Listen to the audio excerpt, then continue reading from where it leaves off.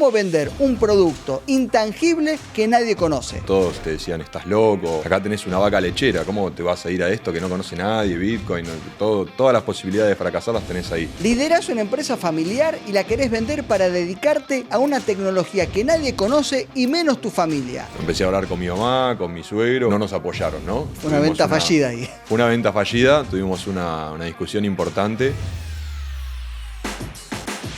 Nos alejamos por un par de semanas de la familia, pero hicimos lo que nosotros teníamos, nuestra convicción de que era por ese lado. Me acuerdo el día que cerramos la fábrica, me fui obviamente llorando, de vender 10.000 unidades por día a vender tal vez 0.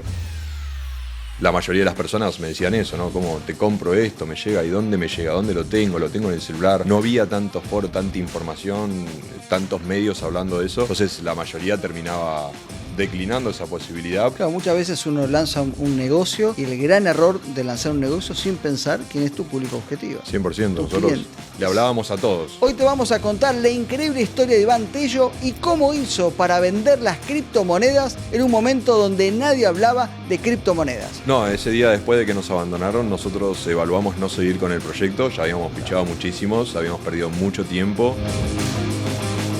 Bienvenidos, esto es Ventas Imposibles. Rendirse no es una opción. No tiene oportunidad porque el barrio te lleva, la mala vida te lleva, la música que escuchan todo tu entorno te lleva y todo te va llevando. Y cuando querés salir ya estás muy adentro. Entonces hoy mi principal foco sería ese, ¿no? De empezar a abrirlo más esto y motivar a otras personas que podés salir de la villa, pero podés llegar a un buen lugar. Descubrí historias increíbles de empresarios, empresarias y líderes que enfrentaron todos los obstáculos y lograron vender lo que parecía imposible. Gonzalo Tálora, uno de los referentes en América Latina de storytelling aplicado a ventas y pitch, te acompañará a conocer estrategias audaces, técnicas ingeniosas y hasta acciones disparatadas para conseguir que tus sueños e ideas se conviertan en realidad. No importa cuán difícil parezca, a partir de ahora, rendirse no es una opción. Esto es Ventas Imposibles.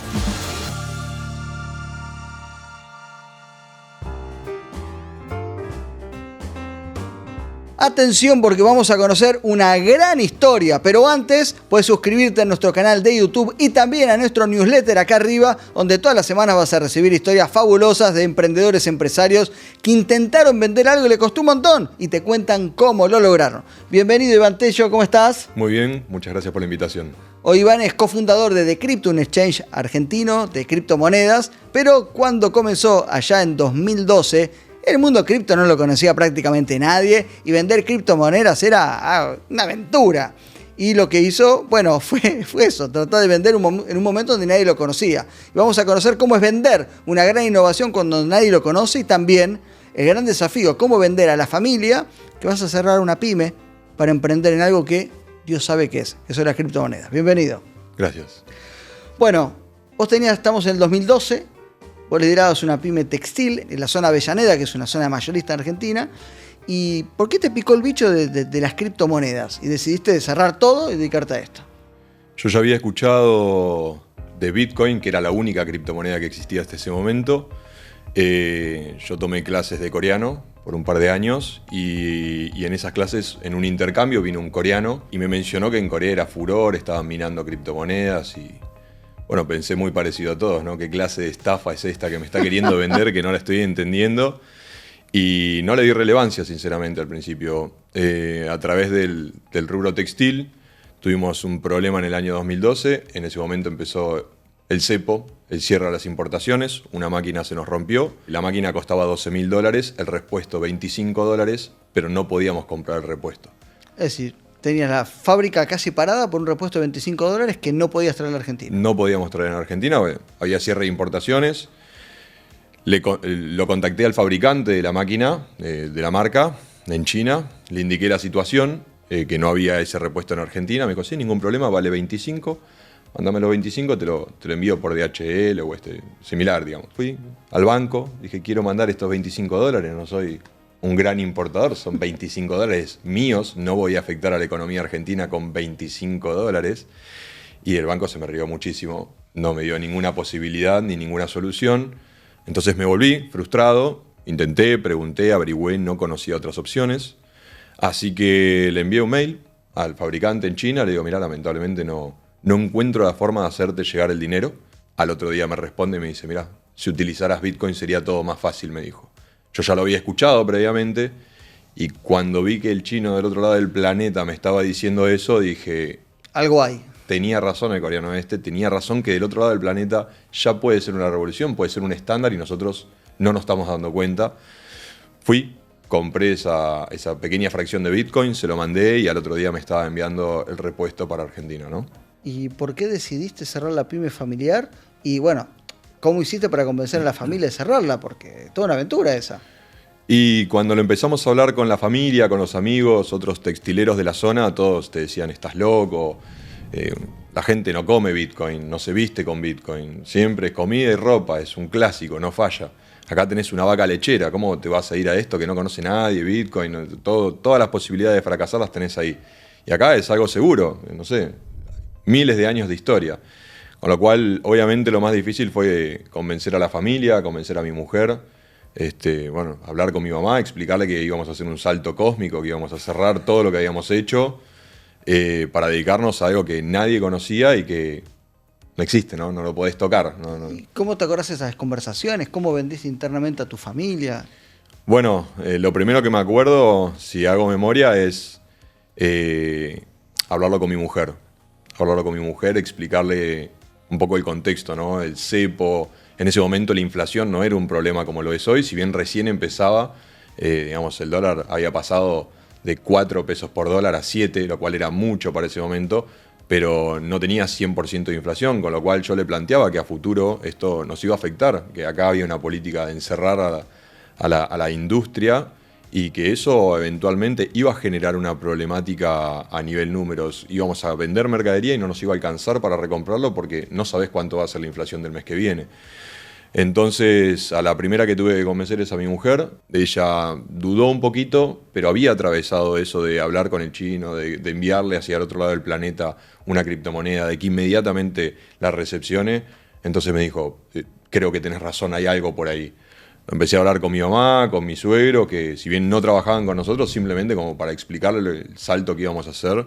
Y la realidad es que, bueno, no nos apoyaron, ¿no? Fue una venta fallida ahí. Fue una venta fallida, tuvimos una discusión importante, nos alejamos por un par de semanas de la familia, pero hicimos lo que nosotros teníamos, nuestra convicción de que era por ese lado, ¿no? Y era, al fin de cuentas, nuestro negocio, ¿no?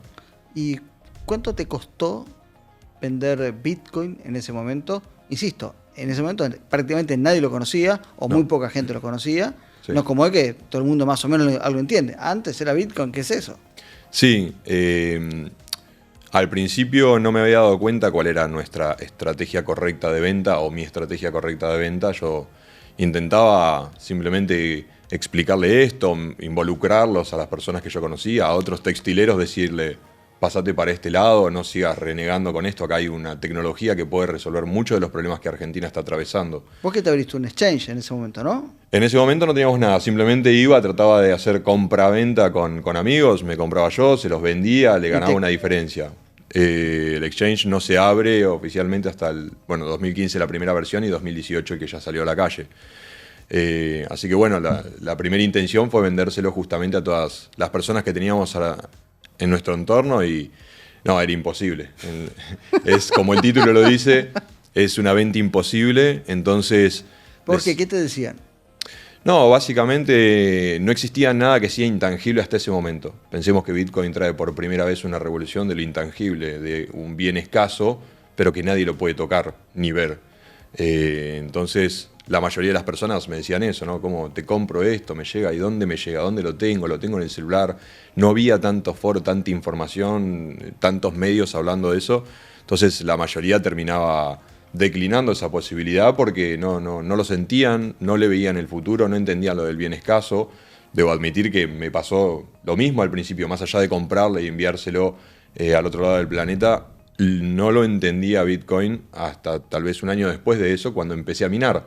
Y eso de cómo se crea esa unidad, cómo se generan, de dónde salen, me hizo entender ese principio de funcionamiento, que a su vez me ayudó a tener más conocimientos técnicos para poder convencer a otras personas de que hay un fundamento técnico. Es decir, hoy una persona no sabe cómo funciona con exactitud el dinero, sin embargo lo utiliza diariamente. Si nosotros nos pusiéramos a pensar que se emiten miles de millones sin ningún tipo de respaldo, nadie utilizaría este sistema monetario al cual estamos obligados y sometidos, ¿no? No hay opción en Argentina. ¿Y cómo te sentías en ese momento cuando, bueno, decidiste cerrar la fábrica, vendiste todo? Acá la familia, no, te vas a fundir, salís a vender, no vendo.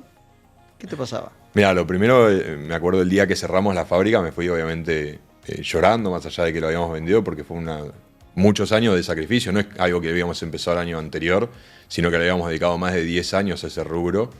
Un proyecto que había empezado con mi mujer, que éramos muy jovencitos, y lo empezamos solos, y de repente en un comercio, una fábrica, vender en el interior, se movían 10.000 unidades por día de mercadería, éramos mayoristas, con lo cual fue muy difícil. Y de vender 10.000 unidades por día a vender tal vez 0 al otro día, ¿no? Entonces, obviamente dudé, mil veces dudé, pero tenía la plena convicción de que había una tecnología detrás que venía a cambiarnos, porque a mí me cambió desde los hábitos, ¿no? De cómo ahorrar, de cómo transaccionar, de cómo guardar el dinero, de dónde tenerlo guardado, del dinero en el banco es tuyo o no es tuyo, tenés acceso o no tenés acceso, y a un sistema monetario totalmente distinto, ¿no? En una unidad de moneda que a su vez es la billetera en sí misma. Entonces fue duro el cambio. ¿Y te acuerdas la primera venta? ¿A quién fue? ¿Cómo fue? La primera venta, o una de las primeras ventas, es a uno de mis socios, que se llama José Luis. Él en ese momento se dedicaba pura y exclusivamente al mercado agropecuario, a lo cual yo lo relacionaba mucho con el mercado agro, ¿no? A la unidad por otras razones. Lo invité a una charla a hablar de mercados, empezó a participar en ese ámbito y fue una de las primeras personas que compró. Nosotros dábamos charlas en bares o lugares así de criptomonedas en el año 2013, 2014. Y fue una de las primeras personas que compró y inmediatamente se asoció, ¿no? Inmediatamente dijo, quiero trabajar esto, quiero ayudarte como a compartir a más personas esto que hay detrás, porque tiene una tecnología, tiene un uso y las personas que vienen del mercado agro lo entendían mucho mejor por los futuros, por la forma de comprarlo, por la forma de dividirlo, de transferirlo. Entonces, la primera venta desafiante fue hacia él. Sí, le vendiste un trader de Bitcoin, pero además lo convertiste en socio. Lo convertí en socio. Fue una buena venta. Años más tarde se convirtió en socio. Hasta ese momento no lo... Años más tarde. Sí, Perfecto, sí. perfecto. Ya empezamos a trabajar juntos y en un momento dijo, estamos vendiendo bien. Ya año 2015 ya había cambiado la historia y bueno, sin lugar a dudas, ya a partir de ese año se puso mucho más fácil. ¿Cuál fue el gran clic o la gran vuelta que le encontraste para que el negocio empiece a vender? Porque hasta ahora era todo frustración, una sola venta y la familia picándote acá el cerebro. Sí, tal vez era la falta de identificar al cliente correcto. Nosotros a toda persona que venía le hablabas y le querías vender Bitcoin y después entendíamos que por ahí el salto más fácil era con aquellas personas que ya invertían en mercados financieros tradicionales. La inclusión de José Luis me hizo ver mucho eso. Se sumó también después otras personas, otros socios a partir de ese momento, que todos tenían grandes conocimientos del mercado bursátil. Yo trabajaba en ese momento con Maslatón, con lo cual todo enfocado en el mercado bursátil. Y esas personas que ya especulan o están acostumbradas al riesgo o están acostumbradas a diversificar su cartera asumiendo un poquito más de riesgo aún en lo desconocido, nos facilitó mucho encontrarnos con una buena puerta para acaparar un montón de inversores principalmente, ¿no? Y nuestro foco siempre estuvo en el inversor más mayorista, ¿no? Aquel que tiene de repente $100.000, $50.000 para invertir, que no encontraba ninguna solución ni hasta el 2018, ¿no? Claro, muchas veces uno lanza un negocio y el gran error de lanzar un negocio sin pensar quién es tu público objetivo. 100%. Nosotros cliente. Le hablábamos a todos, sin discriminar a todos. Ibas por el que le gustaba la tecnología y no, por ahí ese no había hecho el patrimonio. Ibas por gente joven que le interesaba esto del futuro, pero no habían desarrollado su patrimonio y sin embargo aquel inversor que ya estaba en los mercados, ya tenía como para diversificar, decir, bueno, mando, no sé, $1.000, $2.000, $5.000, $10.000, $20.000 que no le afecta a su patrimonio, ¿no? ¿Y eso a vos ya te permitía tener un poquito de escala, crecer un poquito más? ¿Veías que tenías un mercado interesante? ¿O incluso de cada 10 que eran arriesgados, 2 te decían que sí, el 8 te decía, espera un poquito? Como nosotros veníamos desde el 2012 tratando de involucrar personas al mercado cripto, Ya en el 2017-2018 era mucho más fácil poder involucrar gente en el proyecto, siempre hablando de personas que estaban en el mercado bursátil, ¿no? O sea, pensemos que hubo grandes caídas en el mercado cripto, lo cual, si bien por momentos es fácil venderlo, después se hace muy difícil, ¿no? Entonces, en esas etapas, mientras que todo sube, no hacía ni falta ir a decirle vendo Bitcoin, la gente volvía a vos sabiendo que hace un año atrás le hablaste o 2 años atrás le hablaste. Pero bueno, recién en el 2017-2018 ya la gente empezó a venir de manera masiva, ¿no? Ante, bueno, la necesidad o el empuje que le hizo el gobierno a la economía, ¿no? La mayoría de las empresas y vendedores exitosos tienen un proceso de venta. Es decir, una serie de pasos que hacen que, una vez medido, le terminan funcionando. ¿Cuál fue el proceso que ustedes descubrieron para poder vender más? Bueno, a mí siempre me gustó mucho la venta. Al estar en el rubro textil me gustaba mucho la venta. Teníamos nuestra estrategia de venta, pero claro, al cambiar de rubro, de cliente objetivo, cambió totalmente. Y no nos dimos cuenta al principio que usábamos esta estrategia, sino hasta años después años después de frustraciones, que empezamos a ver los frutos. Y básicamente es evangelizar, ¿no? Yo no voy a venderte en realidad. Yo conozco las necesidades inversor, las necesidades de la empresa, o de una empresa tipo en cualquier rubro, ya sea textil o etcétera. Entonces nosotros simplemente teníamos la estrategia de sembrar la semilla. Tratábamos de dar la mayor cantidad de charlas posibles, de comunicar a la mayor cantidad de gente posible lo que nosotros hacíamos, lo que era la tecnología, en qué se basa Bitcoin. Y con el tiempo nos dábamos cuenta que tal vez no compraba en ese momento, porque no tenía el patrimonio, porque no tenía la necesidad, porque no encontraba el problema que resuelve Bitcoin, porque no le estaba atravesando en su vida diaria. Pero luego a todas esas personas eventualmente le llega el momento, ¿no? Le llega el momento en el cual tal vez el cepo los afectaba, después vuelve el cepo nuevamente, la inflación, el dólar, no poder comprar divisas, no poder ahorrar en una moneda dura. Todo eso eventualmente a cualquier ciudadano de a pie le termina llegando en algún momento. Tal vez cuando recién empezás a los 17 años, 18 años a trabajar, con tus primeros pesos no. Pero cuando te haces de un patrimonio es un problema. Entonces ahí encontramos que toda esa gente a la que le fuimos hablando, tal vez no compraba el primer día, pero venía al mes, al año, a los 2 años. Decía, yo había escuchado de vos de criptomonedas, ahora sí quiero comprar. Claro, entonces la gente después venía a nosotros, ¿no? Tu gran negocio ahí o tu gran estrategia de venta era la educación. Totalmente. Era educar y más a largo plazo, ¿no? Y está bien porque hay un proceso donde a veces uno divide los tipos de clientes en algunas categorías, entre ellas el innovador temprano, el innovador tardío, el que sigue la manada. Y lo que vos decís es cierto, a veces, sobre todo aquellos que lanzan innovaciones, tienen que esperar un poquito. Sí, cuando es una innovación, lo primero que tenés que hacer es educar, porque no están preparados para ese cambio, no están preparadas, las personas no estaban preparadas entre el año 2012 y 2018. Y seguramente si hubiera hecho lo mismo, pero no sé, en otro país, no sé, en Suiza, en España, qué sé yo, en países que no atravesaron las dificultades que atravesó la Argentina en su economía, posiblemente hoy seguiría insistiendo y tal vez no le vendo, pero sin embargo entendía perfecto cómo resolvía en Argentina los problemas, ¿no? En ese momento, ¿te recordás una venta muy, muy difícil que fue positiva o fue negativa y no lo pudiste hacer por algo en particular?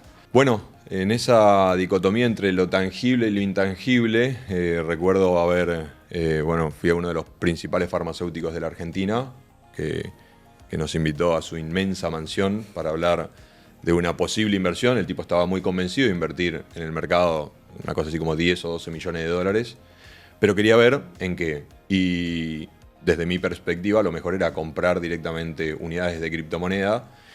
Y bueno, fueron 2 vendedores, por así decirlo, 2 personas que le fueron a asesorar. Uno era yo y del otro lado había una persona que le ofrecía hacer minería, ¿no? Crear los Bitcoin de cero, que parecía algo muy interesante, con lo que yo empecé, pero entendía a la perfección que no era una herramienta para invertir para un perfil como él. ¿Por qué? Y porque comprar minería es comprar unidades de Bitcoin en cómodas cuotas. Compras un equipo que vale $10.000 hoy y recibís $100 por día a perpetuidad, o mientras que funcione la máquina. Mientras que comprar Bitcoin on front es directamente subirse a la volatilidad de Bitcoin. Bueno, naturalmente este inversor muy tradicional o de otro mercado prefirió tener el equipo, algo físico que pueda tocar y palpar, que como lo decía él, si el día de mañana tengo un problema, vendo la máquina, no sirve para otra cosa que no sea minar Bitcoin, ¿no? Sobre todo lo que son ASIC, que era lo que él quería comprar. Entonces, siento que lo insistí, lo intenté, pero en la práctica lo que terminó comprando fue la minería. Nos volvimos a encontrar años después y me admitió que fue una mala inversión porque todavía no había recuperado la inversión y en el medio Bitcoin, bueno, había pasado de $3.000 a 60, ¿no? Entonces él todavía estaba en negativo a pesar de esa volatilidad. A la distancia hoy, ¿hubieras encarado esa venta distinta? ¿Hubieras dicho otra cosa? ¿Hubieras presentado otra cosa? No, creo que lo hubiera, fiel al modelo, hubiera seguido la forma en la que lo hago. Tal vez él ya lo recapacitó y posiblemente hoy, sin que yo lo vea, porque también hay un cambio, ¿no? A través de la plataforma de cripto yo ya dejo de tener un contacto con los usuarios. Ya no sé quién compra y quién no compra. Y posiblemente hoy sea cliente de Decrypto y haya comprado en la plataforma lo que en aquel momento no hizo. Entonces, Es decir, pero vos hoy hubieras presentado la misma presentación, el mismo pitch igual, porque en definitiva vos pensás que tu pitch fue correcto. El tema es que él no estaba en condiciones de tomar la decisión. totalmente, estábamos hablando de una persona tipo de, no sé, más de 60, 65 años, criado muy a la antigua, necesita tenerlo en la mano, necesita tener esa sensación de que está comprando algo físico. Vos se lo comparás con el oro y el tipo dice, ¿oro? Bitcoin en el aire. Entonces no lo entiende. Pero claro, años más tarde, con mucha más información, con mucho más medios comunicando esto, con un precio que subió muchísimo, lo entendió y me lo admitió. Pero bueno, ya está.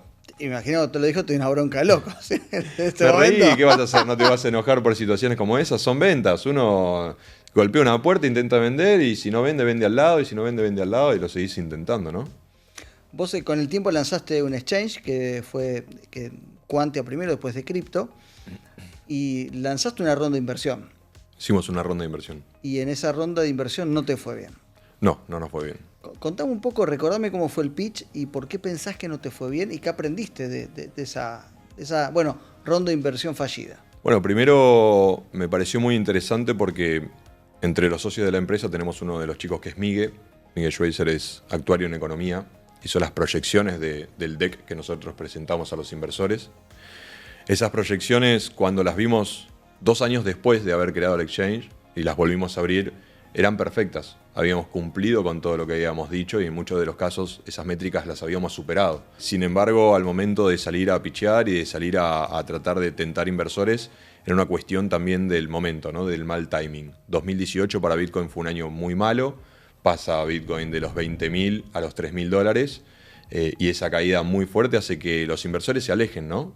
Entonces nos fue muy difícil poder venderle que íbamos a conseguir, no sé, 200.000 usuarios como lo hicimos, que íbamos a operar ciertos volúmenes que los terminamos alcanzando, que íbamos a ser una de las principales opciones en Argentina, que íbamos a operar Argentina, Perú, Colombia, como hoy lo hacemos. Pero para el inversor escéptico, que por más que confiaba en el mercado cripto, lo que veía era el precio. Veía un mercado destruido y lo que piensa cuando se cae el precio es no vuelve más, desapareció el mercado cripto. Entonces nos fue muy difícil, pichamos a cientos de inversores y nada, de 1,5 millones que estábamos buscando para hacer la inversión inicial, terminamos consiguiendo $250.000 y el resto lo terminamos invirtiendo los socios para poder hacer el proyecto porque lo mismo, estábamos convencidos de lo que íbamos a hacer. ¿Pensás que únicamente fue el contexto o crees que tal vez falló algún pitch, alguna presentación, algún socio que siempre pasa, que dice algo que no tiene que decir, ¿no? Que es inevitable? Un poco de todo eso que vos mencionás. Digamos, nos hemos equivocado con todas las paredes que había, le pegamos a todas, no esquivamos ninguna. Sobre todo cuando uno va a pitchear, ¿no? Porque también vos vas aprendiendo. Ves uno, perfeccionás al segundo, perfeccionás al tercero, al número 100 ya sos un samurái, digamos. Pero después, si el contexto no ayuda, vos podés pitchear de manera excepcional, tu equipo puede responder excepcional, las proyecciones pueden ser buenas, incluso, como te digo, las proyecciones las terminamos alcanzando, pero tal vez el inversor siempre busca decirte, no vas a llegar acá o vas a tener este problema. Naturalmente, como todo inversor, ¿no? Cuando uno analiza en qué va a invertir, busca todas las problemáticas posibles.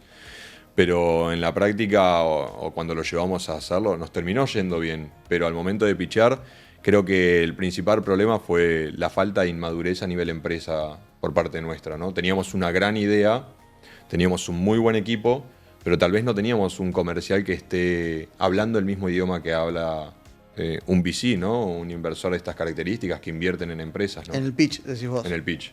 ¿Te acordás del primer pitch? ¿Cómo lo comenzaste? ¿Cómo lo comencé?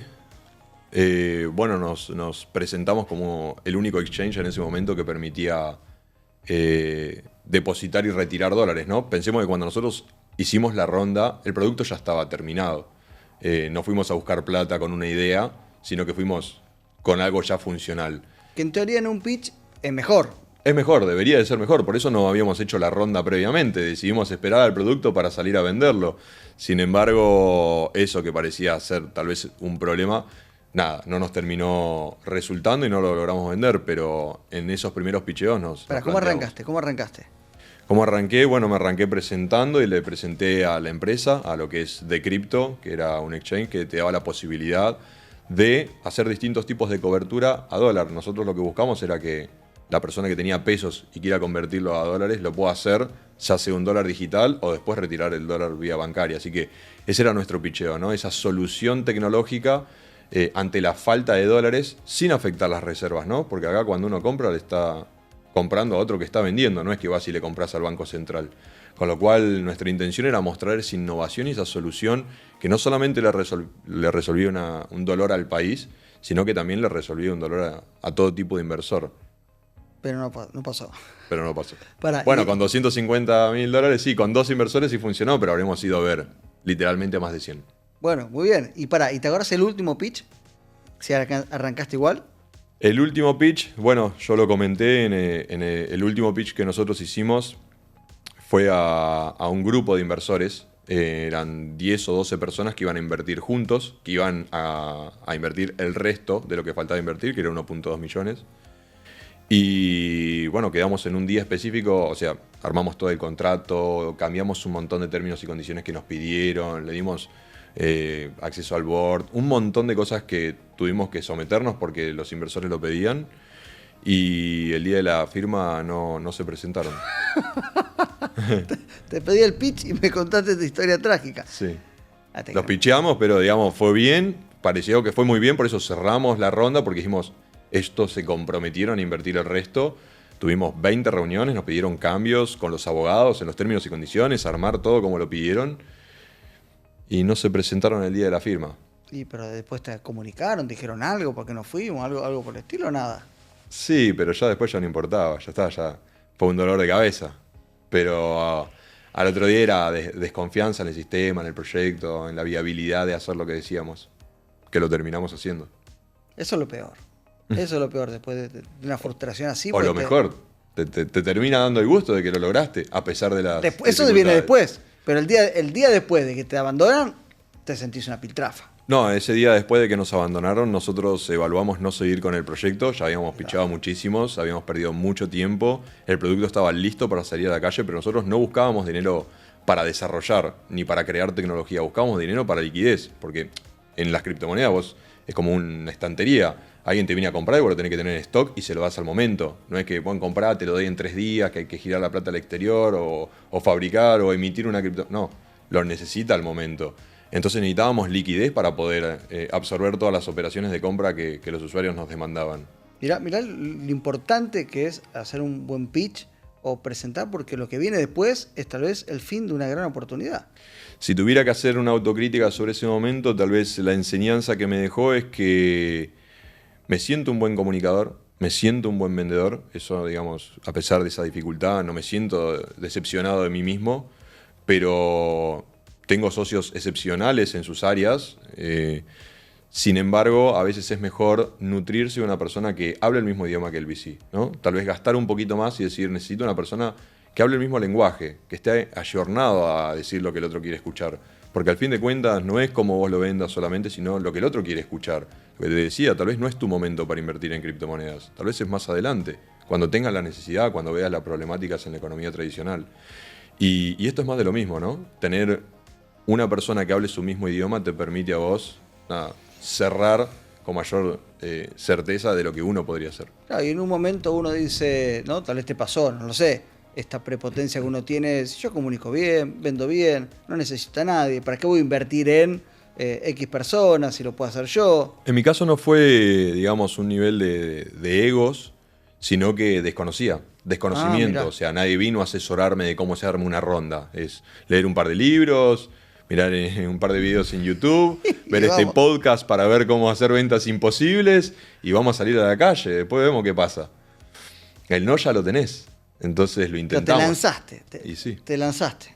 Dije, bueno, en los primeros 100 algo voy a aprender y sí, aprendí. Después del número 100 te diría, podés ser un muy buen CEO, podés ser un muy buen cofundador, podés saber mucho de tecnología, pero tal vez el del otro lado no sabe de tecnología y vos explicarle eso no le interesa, no va a comprar por ese lado, ¿no? Es por otro lado. Y ahí necesitas sumar gente a tu equipo, ¿no? Hoy que lanzaste un nuevo sistema, un nuevo proyecto, un nuevo producto, que es una especie de cobertura para las pymes. ¿Cuánto te costó vender con todo el conocimiento y todo lo que aprendiste este nuevo producto?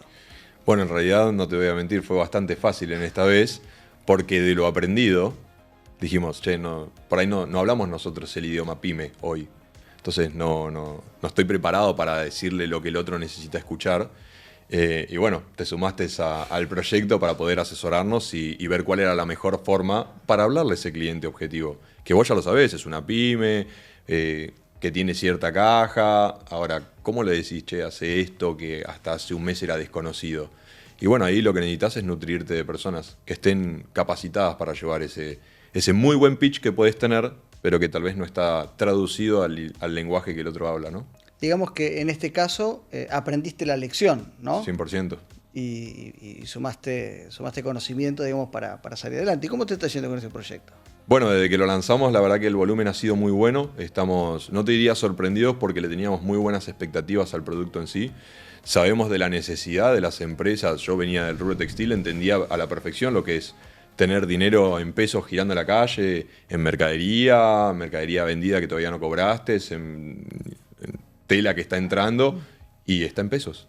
Y no podés cubrirlo. Y hasta que no te dan los pesos y podés salir a comprar los dólares, tal vez perdiste la mitad de la ganancia o más. Entonces, hoy veo la necesidad de esas empresas y cómo hoy lo están resolviendo a través de la plataforma, bajándolo a un lenguaje muy simple, ¿no? Que bueno, vos creaste de alguna manera el eslogan de venta de eso, ¿no? ¿Cuál era? Bueno, el eslogan de venta era que, ¿cómo era? Era, ¿querés que el dólar deje de ser un problema? Ese. ¿Querés que el dólar deje de ser un problema? Vamos un poco de trastienda, porque, claro, lo que siempre nos pasa se llama la maldición del conocimiento. Mientras más conocemos del producto, más nos cuesta presentar el producto. Claro. Presentarlo de forma ganchera, que esté buena, que esté simple. Incluso yo a veces también necesito contratar a mis mentores para que me ayuden, porque uno está tan metido que termina contando otra vez lo menos importante. 100%, pensemos, ¿no? ¿Querés que el dólar deje de ser un problema para tu empresa o para tu pyme versus coberturas cambiarias? Claro, exacto. El eslogan. Cobertura cambiarias es realmente lo que estás haciendo, ¿no? No le estás vendiendo mal, es la realidad. Pero genuinamente tal vez al otro lo terminás enganchando simplemente por algo más bajado a su lenguaje. Porque en las primeras reuniones que tuvimos con ustedes, donde yo la verdad no entendía, porque yo no soy el mundo financiero, Silva es mi hermano que es especialista en hablador del futuro, digo, ¿qué es eso? No sé. Digo, y lo que le pasa también a mucha pyme es lo mismo, que muchos no conocen. Entonces poder llegar a una síntesis de una palabra o de una frase es lo que te permite que te presten atención. Y eso es lo más difícil de todo. Por eso ahí lo más importante es nutrirse de otras personas. Somos muy buenos desarrollando la tecnología, creando la herramienta, poniéndola a funcionar, conociendo el mercado, pero no necesariamente para comunicarlo de la manera que el otro espera escucharlo, para que tenga esa necesidad, ¿no? Para hacerle nacerle esa necesidad al cliente. Cuando yo era el peor vendedor de mi industria, yo siempre cuento que cuando yo salía a hacer pitch a Netflix, a Amazon, a vender los programas de televisión, hay algo que se llama el logline, que vos tenés que vender la serie en un par de palabras. Y que el tipo entienda la innovación, lo que tiene de bueno. Bueno, yo esto no lo sabía, lo hacía muy mal. Entonces contaba toda la serie y no vendía nada. Claro. Entonces no lograba llamar la atención y convocar el interés para, pará, esto me gusta lo que estás diciendo. Entonces por eso llegar a una síntesis es lo más difícil de todo. 100%, y como vos decís, por ahí pasás de un pitch de 40 minutos o 15 minutos a uno de 5 o uno de 2 minutos que con las palabras correctas le vuela la cabeza y no necesitas hacer nada más. Es más, no hables más porque... Porque la cagás. La cagás. Entonces cerrá ahí, que eso es más que suficiente. Sí. Che, ¿te acuerdas de una venta insólita que tuviste? Algo que te resultó muy fácil, que si no puede ser que lo haya vendido tan fácil, no se puede creer. Una venta insólita. Bueno, de esas personas que estaban con el farmacéutico, yo me acuerdo que me fui, pero había más personas en esa reunión que lo asesoraban a esta persona, ¿no? Y a los 2 o 3 días uno me llamó directamente, che, estuve ahí, sí, y estuve en esa reunión y quiero comprar. Pero el tipo quería comprar y mucho, o sea, quería comprar, no sé, en ese momento eran creo que $750.000, ¿no? Para probar. Dijo, no me olvido más. Me dijo, quiero comprar para probar. Bueno. Dijiste $700.000. Claro, dije, ¿cuánto querés comprar? Porque para probar no pasa nada, pasá, te lo vendo yo, ¿viste? No, quiero comprar $750.000. No, pará, eso no lo resolvemos de hoy para mañana, ¿viste? Vení pasado a lo sumo. Pero de haber escuchado eso que había sucedido en eso, en esa intención de venta que después no salió, bueno, daño colateral, sí apareció este otro cliente que, bueno, compró esa vez y después fue muy buen cliente para nosotros porque empezó a traer más gente, ¿no? Empezó él mismo a decirnos, yo le sigo hablando al farmacéutico para que invierta, ¿viste? Pero no, es muy difícil, no lo ve, él prefiere esto. Pero empezó a traer a muchas otras personas él mismo de ese mismo entorno, ¿no? Que era un entorno muy interesante. Entonces lo que vos estás diciendo que naturalmente la presentación que hiciste fue una presentación exitosa a una audiencia equivocada. 100%.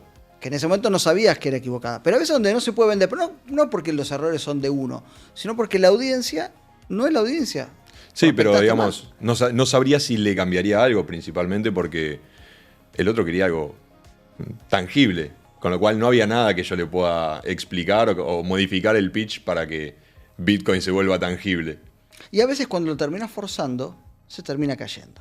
Y por ahí espantás a los demás. O si te hubieras enojado, ¿no? Como cuando no te compran y por ahí te terminás enojando y te vas frustrado y pateás la mesa y te vas. Por ahí no solamente no hubiera comprado a él, sino tampoco el entorno, ¿no? Entonces, lo mejor es terminar una venta bien mal, siempre con una sonrisa, estrechar la mano, cerrar esa puerta, abrir la puerta de al lado y volver a intentarlo, ¿no? Mirá qué buenas lecciones había visto, ¿eh?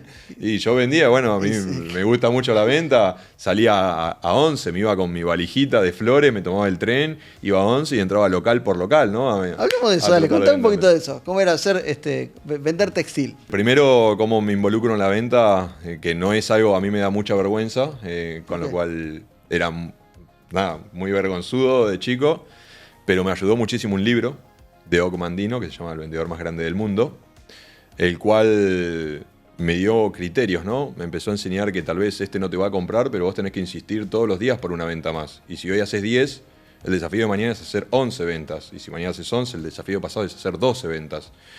Entonces eso me ayudó a superar los fracasos, ¿no? Que a veces uno va a venderle a uno y no te compra y es un fracaso para uno. Pero en realidad tal vez no te compra ese día. Y yo lo empecé a tomar de una manera graciosa, porque pasaba todos los días por la misma cuadra, o 3 veces por semana por la misma cuadra, y ya sabía los que no me compraban, pero todos los días pasaba y los saludaba, ¿no? Y le insistía, y decía, bueno, en algún momento el otro proveedor te va a fallar, y yo voy a seguir pasando por acá, entonces me vas a tener que comprar a mí. Y se reía, y golpear una puerta al lado de la otra puerta, y eventualmente me fui haciendo una buena cartera de clientes, de cuadras enteras comprándonos a nosotros. Y como te digo, ¿no? Me tomaba el tren a las 6, 7 de la mañana hasta 11, me bajaba en la estación y de ahí iba local por local con mi valijita y mis sueños, nada más.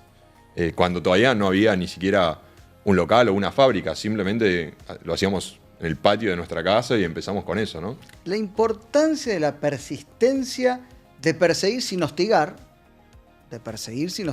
Sí. Y tampoco incomodar, sino entrar de manera simpática, pero estar presente en la cabeza de tus posibles compradores todo el tiempo. 100%, yo lo pensaba de ese lado, ¿no? Eventualmente el otro vendedor en algún momento te va a fallar, te cayó mal, tuvo un mal día, te peleaste, y yo voy a estar ahí, porque soy inagotable en ese sentido. Entonces, lo voy a intentar hasta que se dé. Y por ahí no me compre nunca, pero el tipo se puede asegurar que si lo vamos a buscar se sigue acordando de que iba y le golpeaba la puerta 3 veces por semana, ¿no? ¿Y cuántas ventas hiciste por eso? Por hinchar. No, eventualmente te puedo asegurar que a la mayoría los terminé convenciendo de esa manera. O sea, lo mío era la insistencia. Y en algún momento me vas a comprar. El producto era bueno, yo estaba convencido en eso.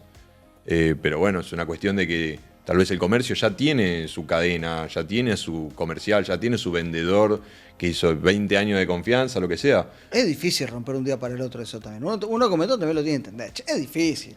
Pero tenés que hacer mucho mérito para Sí. que diga, voy a dejar una relación de 20 años que tal vez me regala para la familia por este nuevo. Y después algunos a los que ya veía que era imposible, que ya había insistido tal vez un año y no me compraba, empecé a dejarle muestras, ¿no? Te dejo 3 paquetes, si no lo vendés, vengo 3 veces por semana. Me lo das el viernes, te lo dejo el lunes, me lo das el viernes. Si no vendiste, Le dejás en consignación por 3 días. y sí. Y si vendía uno, ya te lo pagué y te tenía que comprar. Y eventualmente, bueno, se iban haciendo clientes, ¿no? O sea, de esa manera decía, bueno, si es así, viste, no te lo pago los viernes. Entonces iba los lunes, miércoles y viernes. Los lunes entregaba, los viernes lo que no se vendía me lo llevaba y le volvía a llevar lo mismo el lunes. ¿Qué fue lo más loco que hiciste? ¿En ventas? Sí. ¿Qué fue lo más loco que hice? Bueno, creo que más loco que tomarme el tren a ir a vender a 11, no mucho. Después seguir creciendo en nutrirme de más comerciales. Creo que fue lo más loco. Ese fue el salto más importante, porque yo podía vender en 11, en Capital, pero tenemos todo un país federal, ¿no? Como para vender. Entonces, empezar a involucrar otros comerciales, sentarme con otras personas que vendían en Córdoba, en Santa Fe. Bueno, eso nos ayudó mucho. Ahora, no sé si me parece loco, pero sí fue como que de la noche a la mañana yo sentía que era nuestra fábrica, nuestro local, yo era el vendedor y tener que nutrirte de más, ¿no? Eso era raro al principio. No sé si loco, raro. No, raro, está bien. Y ¿qué otra cosa anécdota tenés del mundo textil? Porque es maravilloso el mundo textil, que para arrancar tenés que arrancar de abajo. Sí. Golpeando puerta. Bueno, eso es lo que te permite también el mundo textil, ¿no? Como que arrancar de muy abajo, podés cortar en tu habitación, acomodar las cosas, te llevas un rollo, cortás y ya tenés mercadería, lo mandás a costurar y salís a vender, ¿no? Te permite empezar a crecer por ahí con una inversión muy baja. Los mejores años para el rubro textil son los de más crisis, ¿no? Pensemos Avellaneda, todas estas mega galerías que hay para hacer compras mayoristas donde van los colectivos, se crearon casi que todas entre el año 99 y 2001 a raíz de la crisis. Nosotros empezamos en el 2004, 2005 empezamos con la fábrica y en el 2013 se termina de cerrar. Algo de lo que sí me acuerdo, contrario a lo que mencionaste recién, pero Dale. como para que lo veas desde otro lado, Dale. la perseverancia es importantísima. Te diría que es una de las claves del éxito, pero yo me acuerdo perfecto cuando cerré el local, la frase contundente que le dije a mi mujer es: persevera y triunfarás. Es una frase de fracasados. A ver, me gusta eso. Porque tal vez por seguir perseverando en atravesar esta Claro. pared, no te estás dando cuenta que la puerta está abierta al lado. No te das cuenta que del otro lado había una ventana abierta. Entonces está bien perseverar, pero a veces tenés que tomar distancia y mirar el panorama completo. Que el árbol no te nuble el bosque. Entonces está muy bien perseverar, pero hay un buen momento para tomar distancia, pensarlo en frío y ver si es verdaderamente por ahí. Sí vale la pena seguir insistiendo, ¿no? Vamos a Yo podría seguir insistiendo con lo textil, digamos. Claro. Sin embargo, dije, no quiero perseverar en esto. Ya está.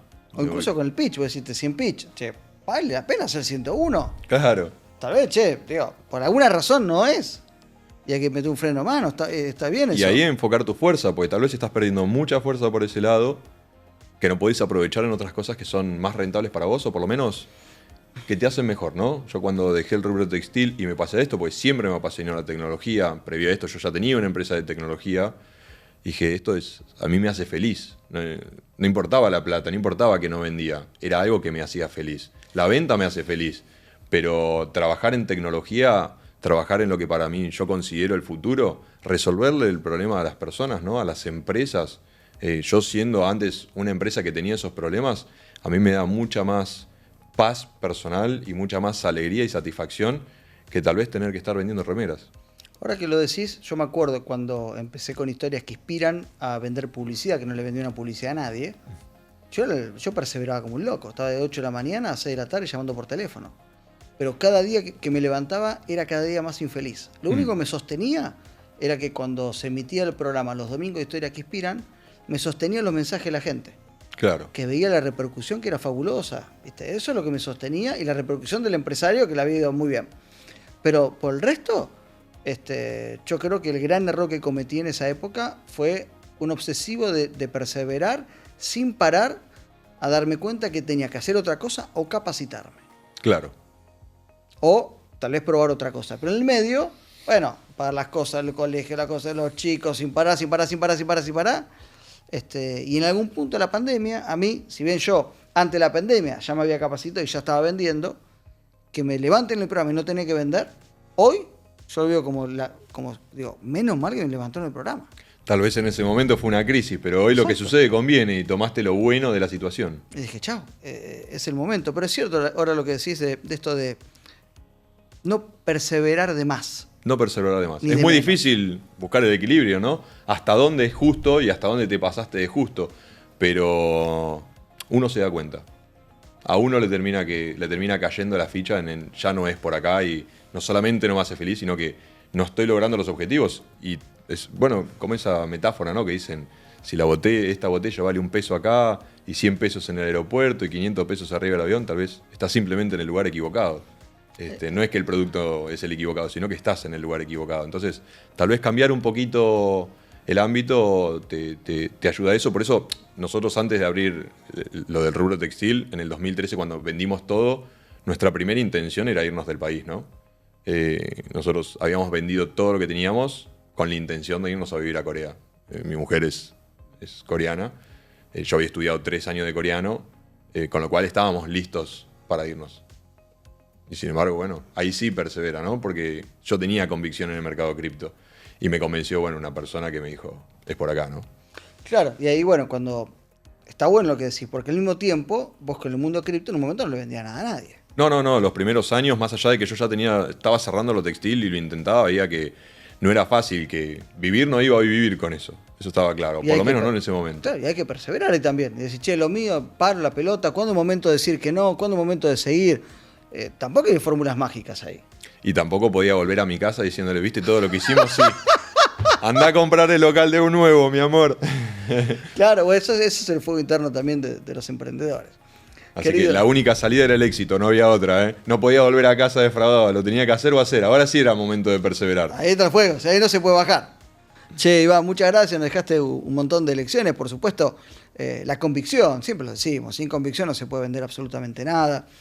Clave siempre el tema de la audiencia, aquí le hablamos. Es cierto, a veces cuando emprendes, el propio emprendimiento te lleva a que vayas buscando quién es tu mejor audiencia, pero siempre es mejor que previamente vos te hagas el trabajo o te tomes el trabajo de identificar, porque mientras menos tiempo vayas probando en la calle, mejor, pero a veces hay que hacerlo.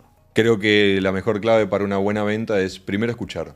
No todos los clientes, por más que sean todos iguales a la vista, no todos los clientes tienen la misma necesidad, entonces con entrar y escuchar un poquito qué es lo que genuinamente necesita, vos podés adaptar tu pitch para que sea lo que el cliente necesita.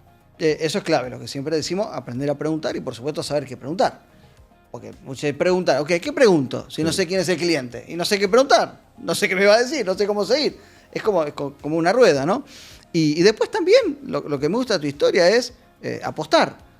Y sobre todo apostar, porque vos venís de una situación, si querés contarla, de muchas carencias y sin embargo tomar riesgos frente a esa infancia que tuviste me parece que muy loable. Bueno, lo mencioné así, yo nací en Villa Soldati, toda mi vida en Villa Soldati, por eso he hecho algunos trabajos para el barrio, he participado en varias acciones en el barrio, porque entiendo lo difícil que es salir del barrio, ¿no? Entiendo lo difícil como por ahí yo quería hacer algo y veía que todos mis compañeritos por ahí a los 17, 18 años ya eran padres o hacían mala vida, y es muy difícil salir del barrio cuando vos estás rodeado de ese entorno.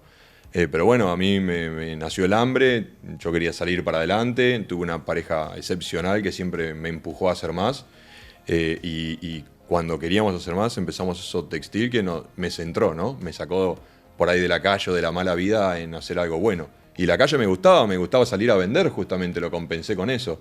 Pero sí creo que salir de la villa es muy difícil. Creo que te restringe un montón de herramientas que los demás lo notan. Tal vez uno no se da cuenta, pero el resto sí se da cuenta. Y esa hambre de querer seguir haciendo me parece que bueno, me hizo llegar un poquito hasta acá. Por eso me parece que hay algunas personas que han dicho, ¿no?, que las criptomonedas, si bien uno piensa que le resuelve más al que más tiene, en realidad le resuelve más al que menos tiene. Yo creo que sin esto no hubiera hecho esa diferencia en mi vida. Y esta historia de superación personal, ¿alguna vez lo utilizaste como historia para vender algo? No, de hecho creo que es la primera vez que lo ¿En menciono. Sí, no es algo de lo cual... No es que no me enorgullezco, de hecho, yo por eso fui sponsor de varios clubes del barrio. Somos sponsor de Huracán, que de hecho te traje una camiseta. ¡Ay, qué bien! Buenísimo. Pero soy sponsor de Huracán, fuimos sponsor de Sacachispa, barrios, o sea, clubes muy de barrios, ¿no? Con situaciones muy carenciadas que tal vez en mi juventud y en mi mala vida me contuvieron, ¿no? Me permitieron estar ahí, tal vez en vez de estar en la calle haciendo algo mal, simplemente sentarse a ver un partido, eso me ayudó muchísimo a mí. Y no lo usabas como... Porque es genuino esto, no es inventado. ¿No lo usabas porque por prurito, por miedo, por vergüenza? Principalmente por vergüenza, porque muchos de los inversores son personas que por ahí tenían 10.000, 20.000, 50.000 o 100.000 dólares y yo no lo había visto ni en una película eso. Entonces, cuando vos vas desde esa diferencia, seguramente, o yo sentía que seguramente se iba a sentir más cómodo con un igual. Entonces no nacía desde ese lugar mencionando eso, ¿no?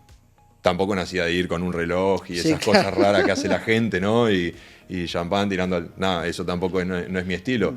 Nosotros simplemente sembrar la semilla. Eventualmente a todos les llega. Pero bueno, fíjate, cuando empezamos en el programa con tu hermano, literalmente un Bitcoin valía $3.000 y todo invitado me chicaneaba. Desde el principio me chicaneaban todos, no me perdonó ninguno.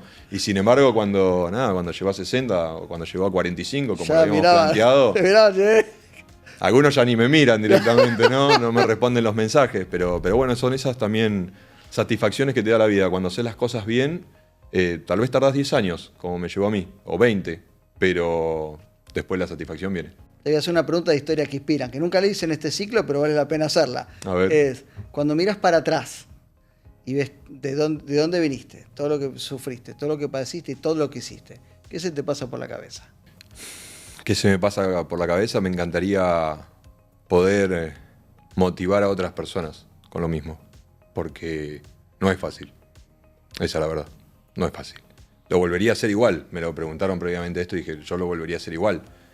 No cambiaría nada, ni los errores cambiaría, porque me trajeron hasta acá, lo bien y lo mal me trajo hasta acá. Entonces hoy lo que más me gustaría es eso, ¿no? Poder motivar, hacer más cosas con gente de barrio, con gente que por ahí tiene capacidades, pero no tiene la oportunidad. No tiene la oportunidad porque el barrio te lleva, la mala vida te lleva, la música que escucha en todo tu entorno te lleva y todo te va llevando. Y cuando querés salir ya estás muy adentro. Entonces, hoy mi principal foco sería ese, ¿no? Tratar de empezar a abrirlo más esto y motivar a otras personas que podés salir de la villa, pero podés llegar a un buen lugar. Solamente es cuestión de hambre. Gracias, querido. Gracias a vos. Señores, esto fue Ventas Imposibles.